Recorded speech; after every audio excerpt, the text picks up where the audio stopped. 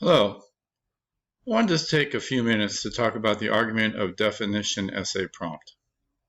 We'll go over it. It's very similar to what we did for the argument of fact, but there are some differences. First of all, the argument of definition essay is to be a minimum of 1,500 words. Okay, so we upped it from 1,000, in which you present and support an argument of definition as defined in Everything's an Argument, Chapter 9. Please make sure you read Chapter 9 and watch my video that introduces the definition essay. Your essay must cite a minimum of 6 outside sources. That's the same as last time. Minimum of 6 does not mean only 6. You can always have more. 5 of which originate in print or have print analogs. These sources must be presented in correct MLA fashion, yada yada.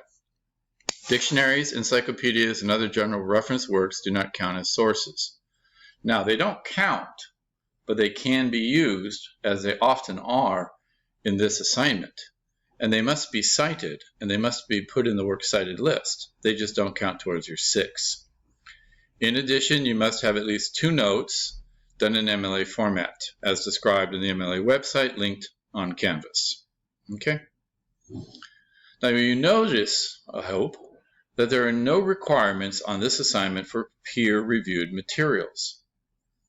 Again, that does not mean they're forbidden. You may use them, of course, but you don't have to.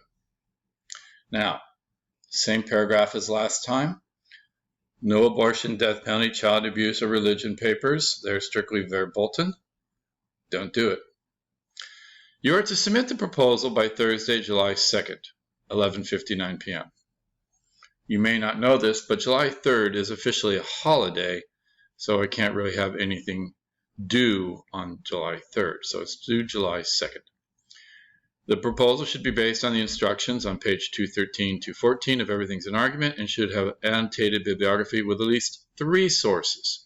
Okay, so we've upped the ante here. 3, not 2, 3. That means I want a written paragraph of description and evaluation for each source. So remember, put in the MLA citation, put in the paragraph. This time, 3 of them. There's one other hitch to the proposal.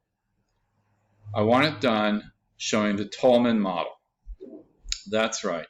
The Tolman model is described in our textbook as part of the reading that you have to do for this assignment. That means claim, reasons, warrants. Read the paper, read the book, look at my discussion, my video. I hope it'll be clear. Now, I will be creating new work groups for this assignment, different from the last one. And to that group, you will submit a completed rough draft by Tuesday, July the 7th, 11:59.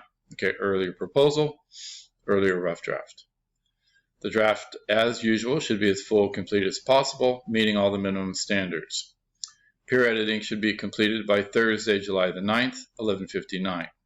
Please remember to turn in the peer edit work 2 times, to me and to your peer group. Same thing with your rough draft, which should be submitted to me and to the peer group. Okay?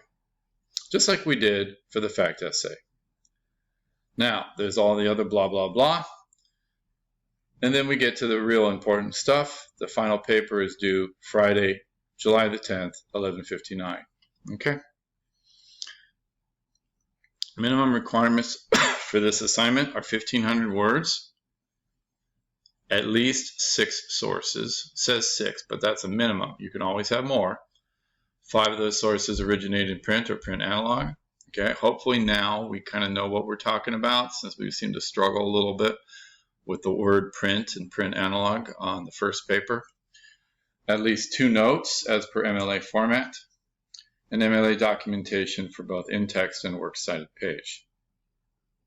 As always, if you have questions, please shoot me a message or an email. Thank you.